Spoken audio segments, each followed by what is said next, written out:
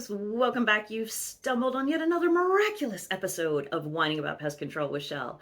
If this is your first time, I am Shelby Hartzer with 360 Pest Consulting, and today I've got another brand new pest to whine about, and it's going to be midges. In honor of midges, I have a nice, light, unoaked Chardonnay to drink, so cheers.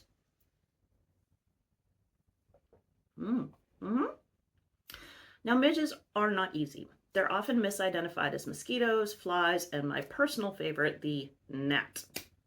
Broadly speaking, we're looking at two different types of midges. We have our biting midges and our non-biting midges. I'm going to cover the non-biting midges today. Stay tuned for a future episode on the biting ones. Now, Google lists the following common names that these midges can go by: lake flies, bay flies, sand flies, muckleheads, muffleheads, Canadian soldiers, American soldiers, blind mosquitoes, and chizzywinks. Apparently that's you folks down in Florida. Some of the larvae will be called bloodworms because they have hemoglobin in their blood, and that's what makes our blood red. They have that hemoglobin, they have red blood. Midges do look like miniature mosquitoes as adults. They're a big problem around lakes, ponds, other slow-moving bodies of water. Like mosquitoes, these are going to have that immature stage developing in water, and these can survive really polluted sources with low oxygen content. Some species are also very cold hardy. They're found in Arctic areas. And while they're harmless to people, they can be highly annoying, especially when there are huge numbers of these emerging.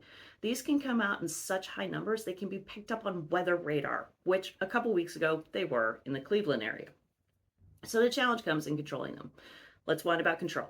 Since these are found around aquatic habitats, there's limited treatments that can be done close to the water. Some of the 25B products are labeled for that. They can be used on docks and piers, but the effectiveness is limited because it's only targeting that adult stage. There really is no way to target the larval stage except for removing the water sources, and it's not like you can go out there and drain that pond or that lake. Around homes, around the structure, liquid residuals can sometimes be used, depending on that label. The key is to try to get their resting spots and any of those entry points that they could be using to get inside. Light traps can be somewhat effective if you have those commercial sites that are located near water sources.